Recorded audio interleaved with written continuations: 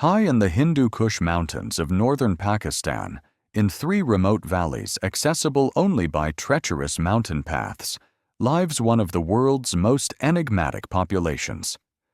They are the Kalash, a people so genetically distinct that when scientists tried to categorize all human populations into groups, the Kalash stood alone.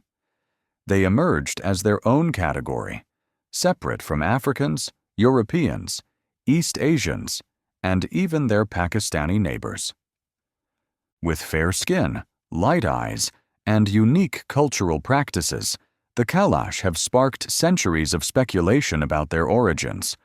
Are they descendants of Alexander the Great's armies, ancient Greeks stranded in the mountains, or something far more mysterious?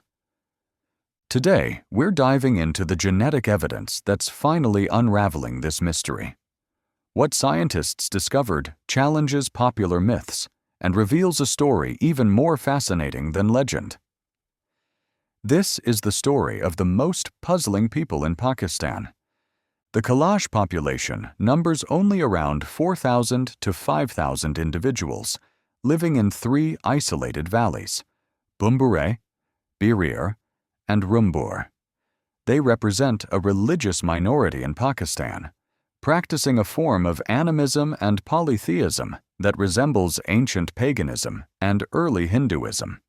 Their culture is radically different from their Muslim neighbors, but it's not just culture that sets them apart. When researchers first studied the Kalash using genetic markers, something extraordinary happened. In a landmark 2002 study published in Science, geneticist Noah Rosenberg and his colleagues attempted to divide human populations worldwide into clusters based on genetic similarity. Using 5 clusters, they identified Africans, Europeans, combined with Middle Easterners and South Asians, East Asians, Oceanians, and Native Americans. But when they increased to 6 clusters, the 6th group wasn't a continent or major region. It was a single population, the Kalash.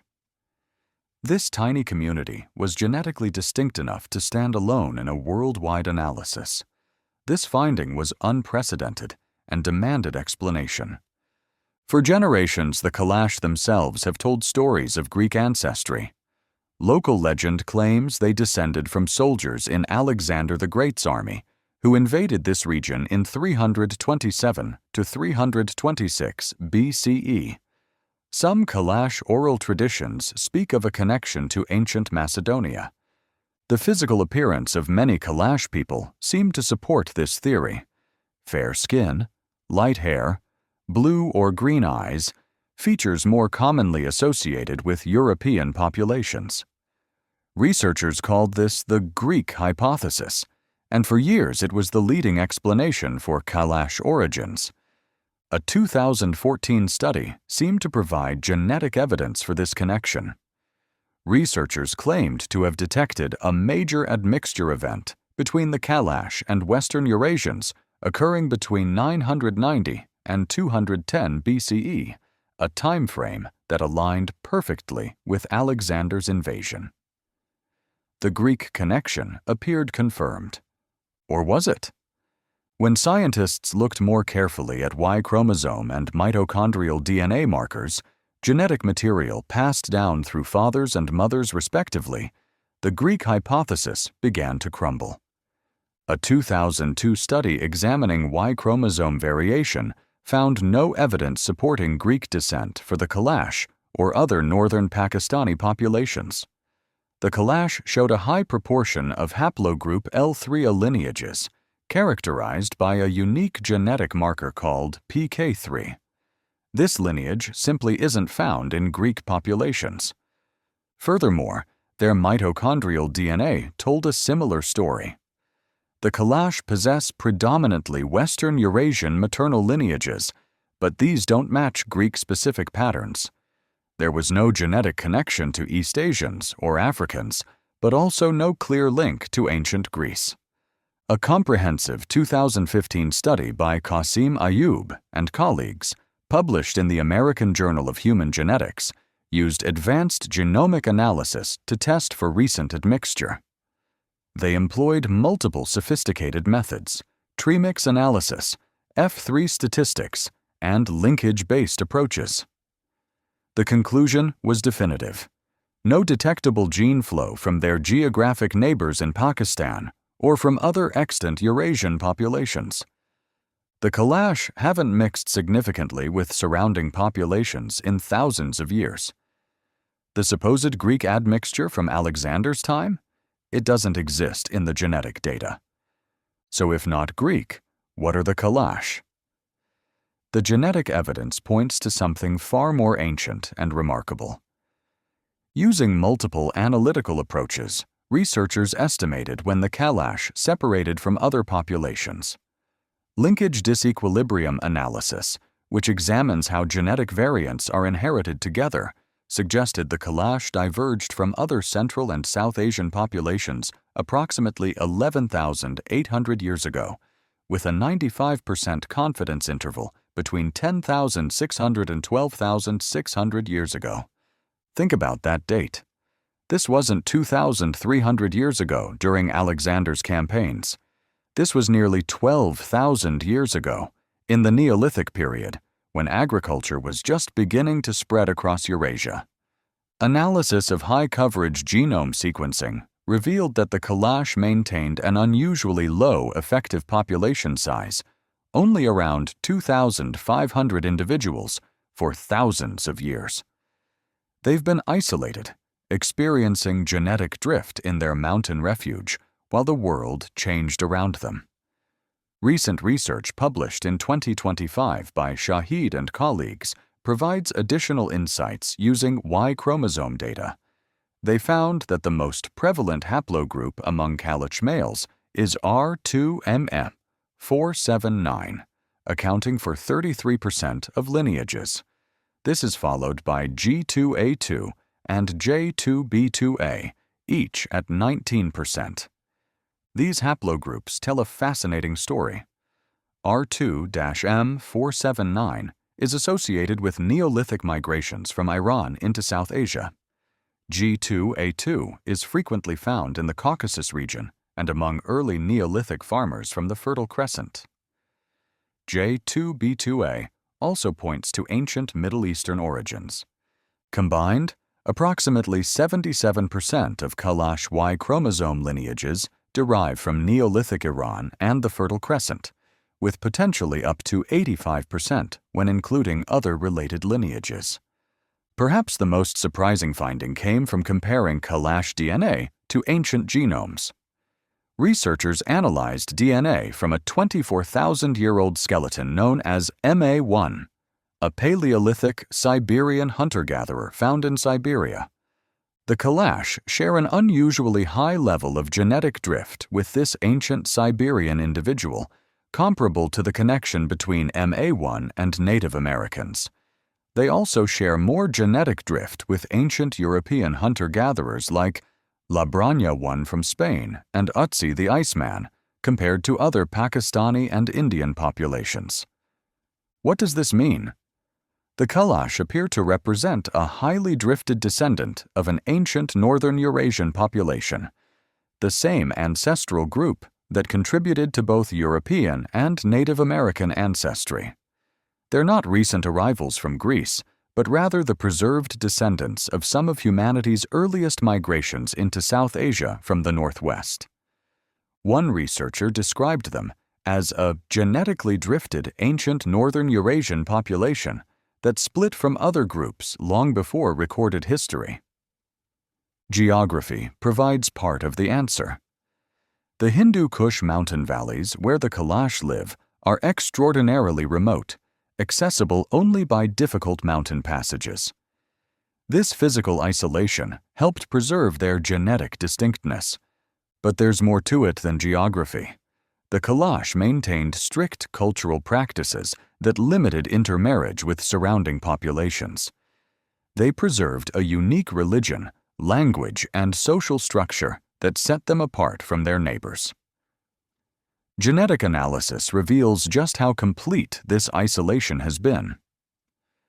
Tree mix analysis, which models population relationships and migration events, found extreme genetic drift in the Kalash, but no evidence of migration events affecting them. Structure analysis, which identifies shared ancestry between populations, consistently identifies the Kalash as their own distinct cluster. Even tests for linkage equilibrium and Hardy-Weinberg equilibrium, which can detect recent population mixing, found the Kalash to be in equilibrium at most loci, indicating long-term isolation without recent admixture. This isolation has consequences. The Kalash show the highest levels of homozygosity, inheriting identical DNA from both parents, among the population studied, and the most extensive linkage disequilibrium, where genetic variants are inherited together rather than being shuffled by many generations of mixing. Living in isolation for thousands of years in a harsh mountain environment has left unique signatures in Kalash DNA. Researchers identified 1,709 genetic variants showing evidence of positive natural selection, affecting 548 genes. Some of these adaptations are surprising. The Kalash are fixed for the ancestral allele of a variant in the MCM6 gene that normally confers lactose intolerance. Yet the Kalash show no reported lactose intolerance and even celebrate a milk day during their annual spring rituals. This suggests they may have different genetic variants affecting lactase persistence. Another fascinating finding involves the ACTN3 gene, which affects muscle performance. The Kalash show an extremely high frequency, 93%, of a variant that creates a non-functional version of this gene. This variant is associated with endurance rather than power, potentially advantageous for climbing mountain passes. Researchers also found enrichment for genes related to cardiovascular function, possibly representing adaptations to high-altitude mountain life. So here's what the genetic evidence actually tells us about Kalash origins. The Kalash are not descendants of Alexander's Greeks. That popular myth is contradicted by multiple lines of genetic evidence.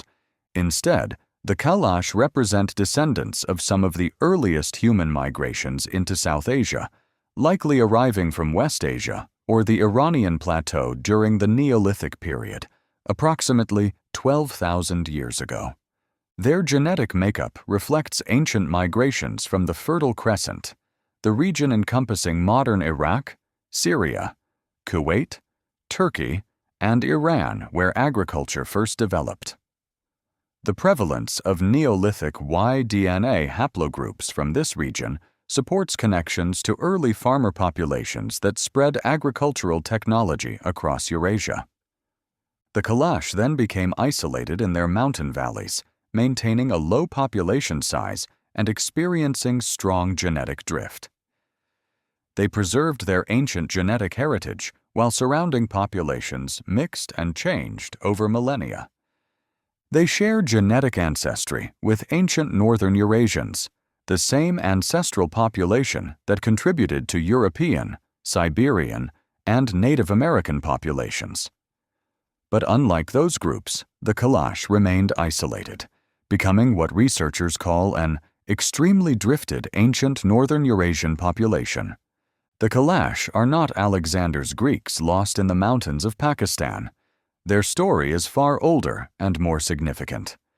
They are a genetic time capsule, a population preserving ancestry from humanity's ancient past, from a time when Neolithic farmers first left the Fertile Crescent to spread across Asia. They represent some of the earliest migrants into the Indian subcontinent from West Asia, predating the later population movements that shaped modern South Asian genetics. With only 4,000 to 5,000 individuals remaining, the Kalash are a precious remnant of ancient human diversity. They demonstrate how geography, culture, and chance can preserve genetic lineages for thousands of years, creating living links to our distant past.